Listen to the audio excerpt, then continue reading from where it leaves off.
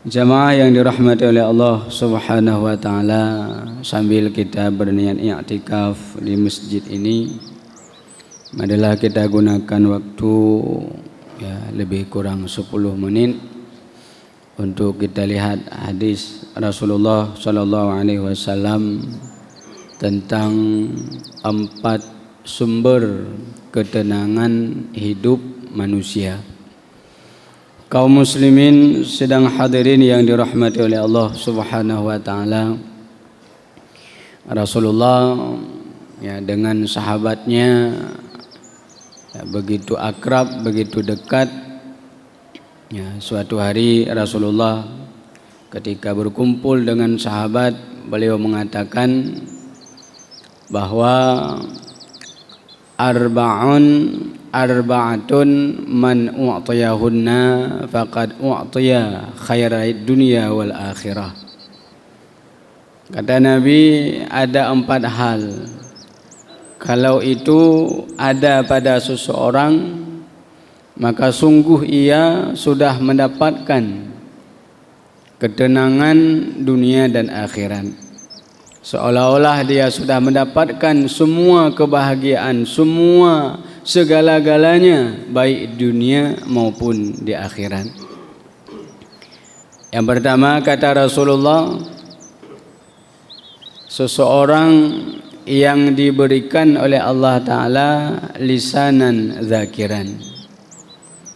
Jadi sumber ketenangan hidup yang pertama, lisanan zakiran, lisan yang selalu berzikir. Sudah sering kita mendengar ayat dari penceramah ataupun khatib-khatib yang lain bahwa Allah berfirman dalam Al-Quran, ala bidzikrillahi tatmainnul qulub.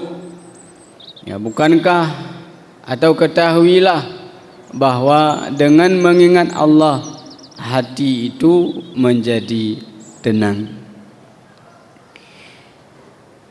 Sulit memang untuk mendamaikan hati, karena memang kita selalu berada dalam kesibukan dan mengurusi urusan-urusan dunia. Tapi kata Rasulullah, kalau ada 4 hal ini ada pada kita, ketenangan itu pasti akan menyertai hidup kita. Maka yang pertama itu lisanan zakiran, lidah yang selalu berzikir kepada Allah. Manfaat atau hasil dari zikir itu tentu tidak serta-merta. Bukan ketika kita sudah berzikir atau sudah membaca Al-Quran, bertasbih atau lain sebagainya, lalu datang secepat itu, tidak. Dia butuh waktu, butuh masa untuk kita dapati hasilnya. Ibarat kita sedang sakit, maka kita datang kepada dokter, kita minta obatnya, dikasih obat, kemudian kita minum. Tentu tidak begitu kita minum langsung sembuh. Butuh waktu untuk penyembuhan. Terkadang sudah kita datang sekali, tapi masih demam, masih sakit kita, belum sembuh kita dari penyakit yang kita alami, mesti kita datang lagi. Perlu tambahan dosis atau ganti obat yang lain. Maka zikir juga seperti itu. Kalau kita tidak pernah membiasakan berzikir,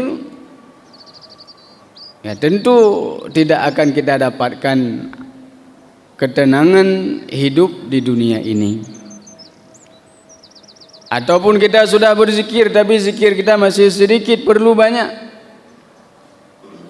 Terkadang dokter yang kita datang, kalau kita sakit umpamanya tidak sembuh pada satu dokter, mesti kita datang kepada dokter yang lain. Dan terus datang sampai akhirnya kesembuhan itu akan kita dapati. Tidak hanya berhenti kepada satu dokter untuk menyembuhkan penyakit kita. Begitu juga dengan zikir. Zikir itu perlu guru, perlu mursyid, untuk menunjukkan kita kepada cara-cara atau tata cara berzikir. Maka kenapa kalau kita pergi berobat itu ada dikasih resep, sehari 2 kali, sehari 3 kali, minum sebelum makan atau minum setelah makan dan lain sebagainya. Itulah resep dari dokter. Maka zikir juga demikian. Kalau kita langsung berzikir bagus, tapi hasilnya belum tentu kita dapati. Makanya ketika ada orang mengeluh, saya sudah berzikir, saya banyak baca Al-Quran, tapi kenapa hasil dari zikir itu belum saya dapati? Berarti kita masih perlu berjuang untuk mendapatkan hasil itu. Jamaah yang dirahmati oleh Allah Subhanahu wa taala, kemudian yang kedua kata Rasul, sumber ketenangan hidup yang kedua itu qalban syakiran, hati yang bersyukur. Ketika Nabi Musa bertanya kepada Allah, ya Rabbi, Engkau ciptakan Adam dengan kekuasaanmu, Engkau perintahkan malaikat untuk sujud kepadanya, Engkau masukkan dia ke dalam syurga, Engkau muliakan dia dari semua makhluk-makhlukmu pada saat itu. Bagaimana Adam bisa mensyukuri nikmatmu ya Rabbi? Lalu dijawab oleh Allah, wahai Musa, Adam itu tahu dia bahwa apa yang ada padanya itu, apa yang ada pada dia itu milikku. Fabidzalika, maka dengan sebab demikian itulah Adam itu disebut bersyukur kepadaku. Ternyata mudah untuk bersyukur. Syukur dengan hati, maksudnya ingat kita bahwa nikmat yang Allah berikan pada kita itu adalah punya Allah, titipan Allah kepada kita. Apa beda Fir'aun Qarun dengan Nabi Sulaiman dalam masalah nikmat? Qarun itu luar biasa kayanya, luar biasa kayanya, tapi kemudian menjadi penantang Nabi Musa, yang orang yang paling menentang kenabian Nabi Musa itulah Qarun. Padahal Qarun itu dulu mengemis-ngemis datang pada Nabi Musa untuk diberikan kekayaan. Tapi begitu dia kaya, dia sombong, angkuh, membenci Nabi Musa, memfitnah Nabi Musa dan segala macam, sampai akhirnya dimusnahkan oleh Allah Subhanahu wa taala, ditenggelamkan di dalam bumi. Apa kata Qarun kepada Nabi Musa ketika Nabi Musa minta bahagian zakat? Musa, kamu datang kepada saya minta-minta saja. Mangat mentang Tuan Musa, melaki-laki mentang ilun hek bak aku minta. Mangat mentang Tuan nejak bak lun nak pegah hak sekian bak lun. Kata Musa mengingatkan Qarun, hai Qarun, bukan untuk saya, untuk agama Allah. Dan apa yang kamu miliki itu punya Allah, bukan punya kamu, bukan Musa. Saya hebat ini, saya kaya ini karena saya pandai, karena kepandaian saya, karena kehebatan saya, karena pandai saya dalam berdagang, makanya saya kaya. Bukan, kata Nabi Musa. Tapi Qarun tetap bersikeras dan menentang Nabi Musa alaihissalam, yang akhirnya ditenggelamkan oleh Allah harta dan Qarun di dalam perut bumi. Kemudian Fir'aun juga demikian. Fir'aun juga demikian. Kalau tadi Qarun, ini Fir'aun. Fir'aun itu kekuasaan yang sangat luar biasa. Sudah sangat lama dia memegang kekuasaan yang tidak ada tandingan, dan dialah raja satu-satunya. Bahkan karena kehebatannya enggak ada tandingannya, bahkan dia mengaku ana rabbukumul a'la, saya adalah Tuhan di atas Tuhan segala-galanya. Sombong, angkuh luar biasa. Siapapun yang menentang akan dibunuh, dan tidak ada seorang pun yang bisa melawan kekuasaan Fir'aun itu. Maka ketika Musa terus datang berdakwah, Firaun tidak pernah mengaku bahwa kekuasaan yang dia punya itu pemberian daripada Allah Subhanahu wa taala. Juga akhirnya ditenggelamkan oleh Allah di dalam laut. Yang Qarun ditenggelamkan dalam bumi, Firaun ditenggelamkan di dalam laut. Kemudian kita lihat Nabi Sulaiman alaihissalam, yang kita tahu dalam sejarah beliau adalah seorang nabi yang sangat saleh. Beliau punya kekuasaan yang sangat luar biasa seluruh dunia, dan beliau bukan hanya menguasai manusia tapi juga seluruh alam, seluruh yang ada di muka bumi ini. Jin di bawah kekuasaannya, hewan di bawah kekuasaannya, semuanya di bawah kekuasaan beliau. Beliau kaya, tidak ada yang menandingi kekayaannya sampai dengan hari kiamat nanti. Mulai dari Nabi Adam, makhluk mulai daripada Nabi Adam sampai dengan manusia terakhir, tidak ada yang mampu menandingi kekayaan Nabi Sulaiman alaihissalam. Tapi apa kata Nabi Sulaiman yang diabadikan oleh Allah dalam Al-Quran? Rabbi auzi'ni an ashkura ni'mataka allati an'amta alayya wa ala walidayya. Takut beliau karena beliau punya nikmat luar biasa banyak. Beliau terus minta kepada Allah, ya Allah, berikanlah saya ilham dalam hati untuk selalu mensyukuri nikmat yang telah Engkau berikan kepadaku dan kepada kedua orang tuaku. Ya Allah, wa an a'mala salihan tardah. Dan dengan nikmat itu ya Allah, jadikanlah saya orang-orang yang beramal saleh yang Engkau ridai ya Allah.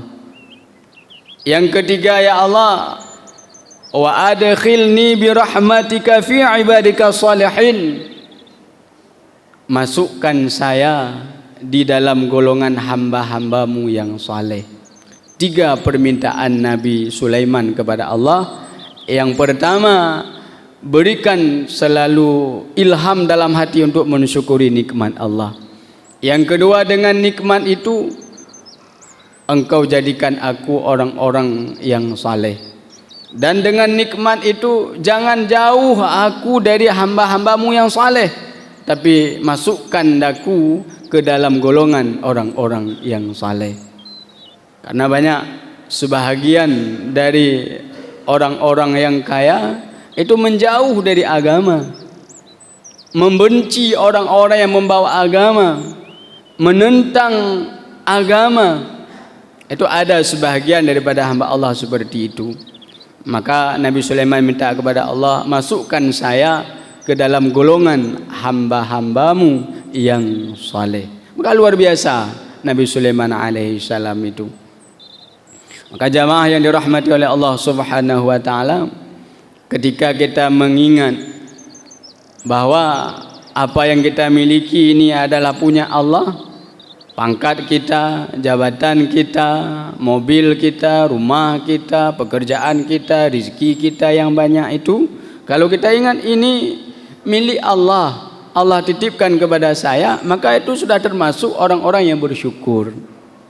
Ketika kita bawa mobil luar biasa mewah, mobil kita, alhamdulillah ya Allah, belum ada di Banda Aceh ini orang naik seperti mobil saya umpamanya. Bersyukur kita kepada Allah.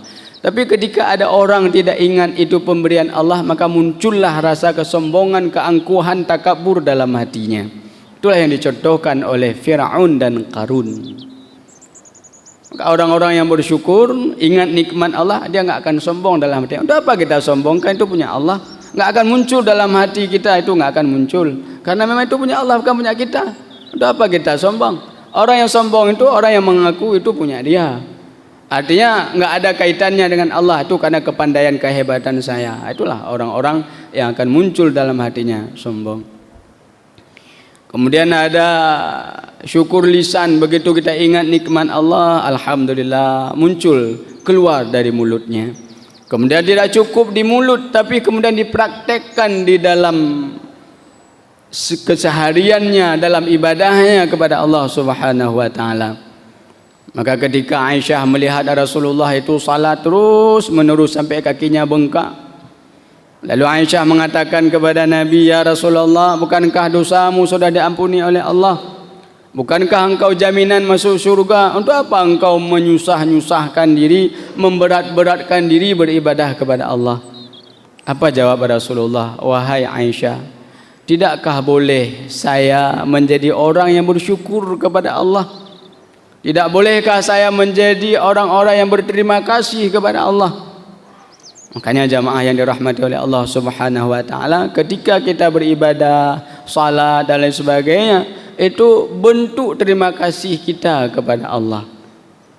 Tidak sanggup kita balas nikmat Allah yang sangat besar itu, tapi ketika kita berterima kasih kepada Allah dengan lisan kita, dengan hati kita, dengan anggota badan kita, itu sudah termasuk orang-orang yang bersyukur.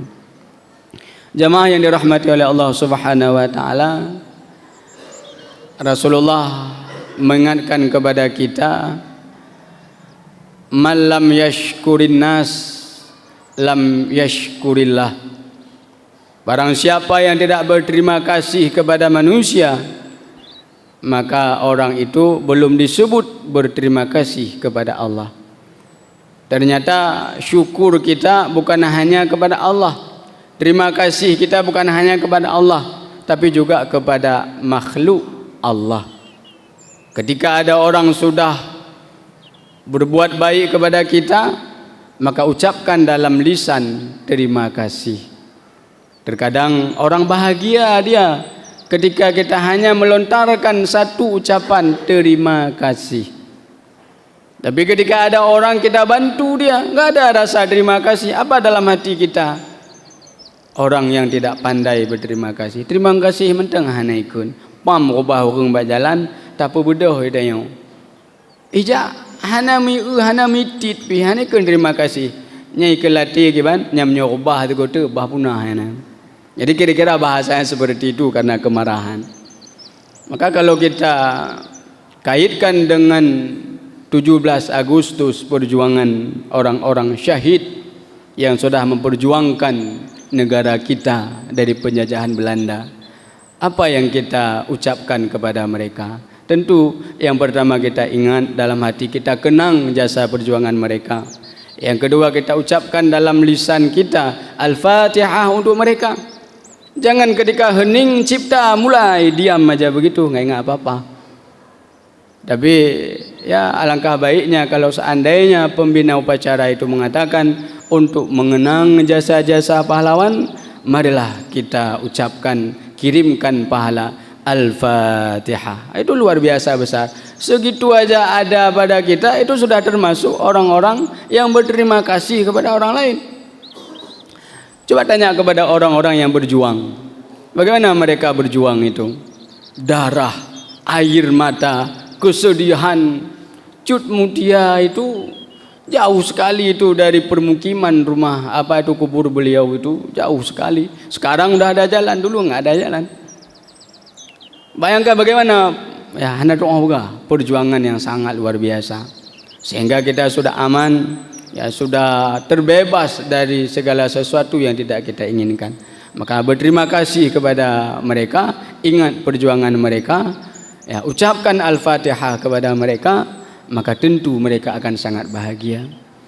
Tapi ya kita bukan mengkritik atau apa ketika ya hiburan-hiburan yang sangat meresahkan itu, gudang musik luar biasa, kiban manyet dalam kubu yang ka meninggal, yang ka pernah berperang itu. Coba bayangkan menyotanyo dalam kubu kiban, ia mata darah luar biasa, kita terpisah dengan anak istri luar biasa. Orang udip dalam dunia menari-nari di atas penderitaan orang lain, luar biasa.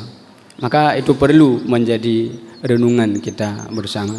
Kemudian jamaah yang dirahmati oleh Allah Subhanahu wa taala, yang keempat, yang ketiga, badanan sabiran, untuk mencapai sumber ketenangan hidup. Yang ketiga adalah badan yang sabar, sabar dalam menjalani kehidupan. Kemudian yang terakhir, zaujatan salihatan tu'inuhu fi amri dunyahu wa akhiratihi. Sumber ketenangan hidup yang keempat adalah istri yang salihah, yang membantunya dalam urusan dunianya dan dalam urusan akhiratnya. Bahagia sekali jamaah yang dirahmati oleh Allah ketika kita punya pendamping hidup yang selalu membantu kita, baik urusan dunia ataupun urusan akhirat. Namun jika belum ada, maka bersabarlah kepada Allah, mudah-mudahan mendapatkan seperti yang disebutkan oleh Rasulullah sallallahu alaihi wasallam. Mudah-mudahan kita semua menjadi hamba Allah yang taat, yang diridai, yang dicintai oleh Allah Subhanahu wa taala. Amin ya rabbal